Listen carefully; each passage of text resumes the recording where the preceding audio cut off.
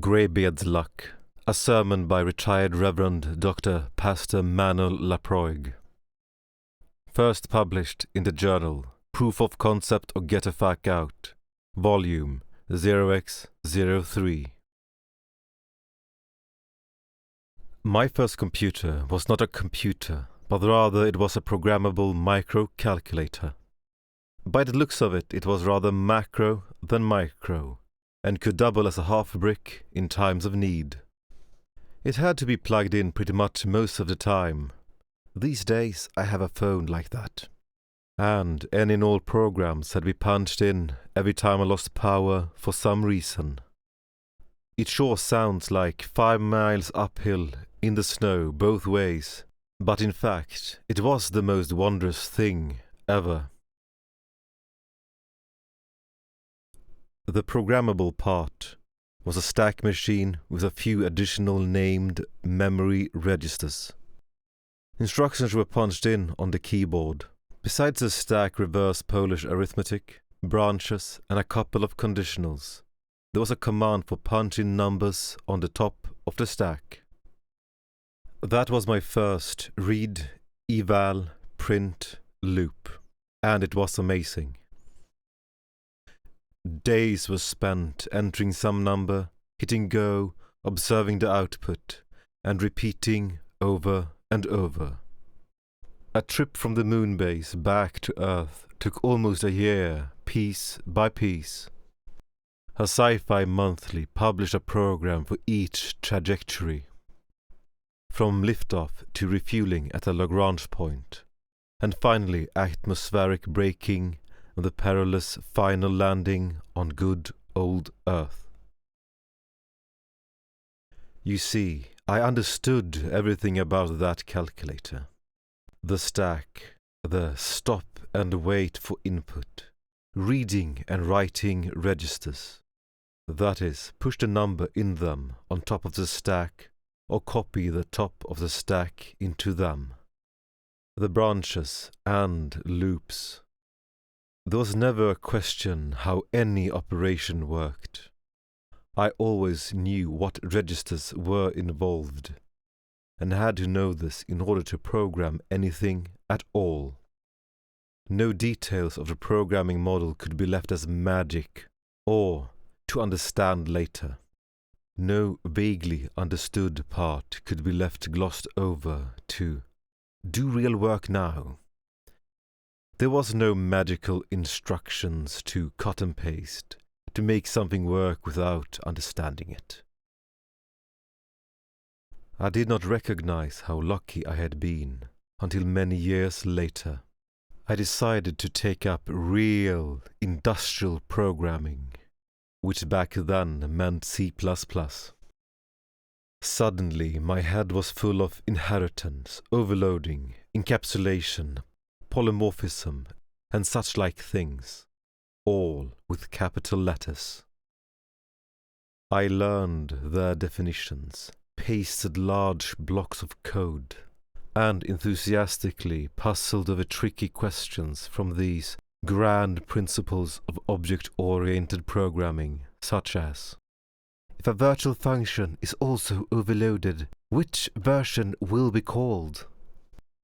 In retrospect, my time would have been better spent researching whether Superman would win over Batman. At about the same time, I learned about new math. It was born from the original Sputnik moment, and was the grand idea to reform the teaching of mathematics to school children, so they could make better Sputniks and faster. The earthbound arithmetic that was useful in a shop class would be replaced by the deeper, space-age kind. That Sputnik must have carried a psychotronic weapon. There is no other sane explanation for why the schooling of American engineers, those who had launched the same kind of satellite just 4 months later, suddenly weren't deemed good enough. A whole new industry arose to print new, more expensive textbooks, with PhDs in space-age math education to match. Teachers were told to abandon the old ways and teach to the new standards. Perfectly numerate parents could no longer comprehend the point of school arithmetic homework. Suddenly, adding numbers mattered less than knowing that addition was commutative. As a result, school children learned about commutativity, but could no longer actually add numbers. They couldn't add numbers in their head or on paper, let alone multiply them. Shop class became the only place in school where one could actually learn about fractions. Not that they were rational numbers, but how to actually measure things with them, and why. College students thought an algebraic equation was harder if it contained fractions. Knowledge of math was measured by remembering special words, rather than a show of skill. You see, a skill always involves a lot of tricks. They may be nifty, but they are also too technical. And who has time for that in this space age? Important concepts, on the other hand, are nicely general, and can have a middle schooler saying things straight out of the graduate program within a few weeks.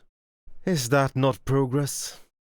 Indeed, only one other wonder of progress can stand close to new math.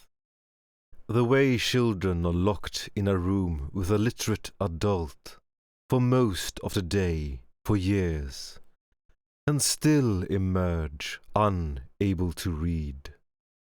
People couldn't pull that off in the Dark Ages. This takes science to organize. What came after new math was even worse. Some school children who could barely count but knew important concepts became teachers and teachers of teachers. Others realized that despite all the big ideas, the skill of math was vanishing. They saw the fruits of big idea pushers dismissing drill. They concluded that drill was the key to the skill. So, subsequent reform barreled between senseless rote and more capital letter words. These days, it seems that discovery, high order, critical thinking are in fashion, which means children must waste days of school time discovering pi and such like, working through countless vaguely defined steps, only to memorize whatever the teacher would tell them these activities meant in the end. Now we have the worst of them all. Wasted time and boredom without any productive skills actually learned. The only thing they learn in such a class is helplessness and putting up with pretentious waste of time, or worse, mistaking this for actual math. I was beginning to feel pretty helpless in the world of C++ important concepts of object-oriented programming. I was yearning for my old calculator, where I did not have to learn a magical order of mystery button presses in order to get the simplest program to work. Having had a book fetish since childhood, I hoped for a while that I just hadn't found the right one to unleash or dumbify myself in 21 days. I was like a school child who could hardly suspect that the latest textbook with brightly colored pictures is full of vaguely unmathematical crap that would horrify actual mathematicians. Most likely such mathematicians of ages past would run the textbook's authors through in a proper duel. Then one day, that world was blown to bits. Polymorphism and inheritance blew up when I saw a V-table. After that, function name mangling was a brief mop-up operation that took care of overloading. Suddenly, the Superman vs. Batman contest and other C++ language lawyer interview fare became trivial. It was just as simple as my calculator. In fact, it was simpler because I did not have the complexity of managing a tiny amount of memory. There is an old name for people with big ideas and important concepts that are so important that you cannot hope to have their internal workings understood without special training by special people.